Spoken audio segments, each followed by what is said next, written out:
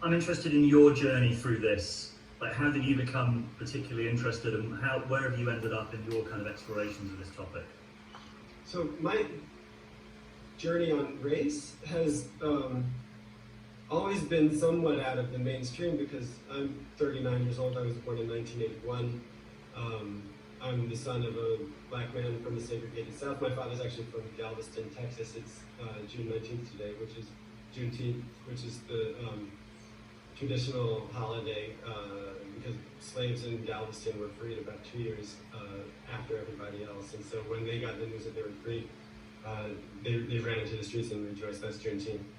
So my father comes from that world. He was born in 1937, fully became an adult before civil rights. My mother's a white woman from San Diego, California. And my brother and I were raised in what looks to others as a multiracial family, but we were raised by both of our parents as though we were a black family. My mother was white, but we were not raised as biracial. We were regarded as black by the black kids and the white kids that we knew, and our parents raised us to be black, and we accepted that, and it wasn't a very complicated relationship to identity that I grew up with in New Jersey.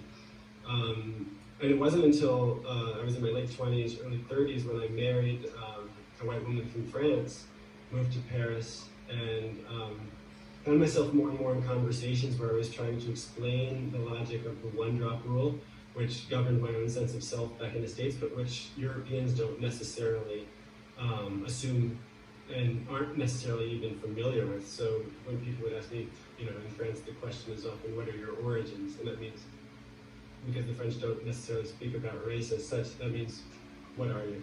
And so I would say I'm black, and that would often draw a kind of surprise that it doesn't draw back in the States. And then I'd get into these conversations, and I found myself defending this logic of hypodescent and the one-drop rule, which is really the logic of the plantation.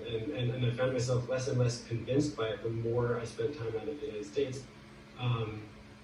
But I couldn't quite get myself to give up on it. In 2012, I wrote an op-ed in the New York Times arguing that no matter what my wife and my children would look like, they would be black, because black is a choice, and it's a discipline, and it's a kind of it's a moral stance.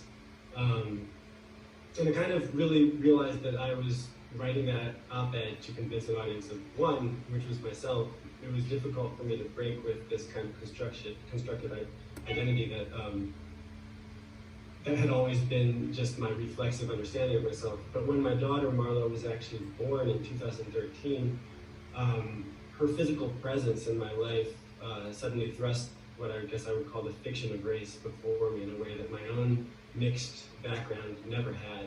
And it wasn't the realization that I had a white daughter with blonde hair and blue eyes and white skin. It was that I fundamentally don't believe that you can be a different race than your child, or that you can be a different race than your parent.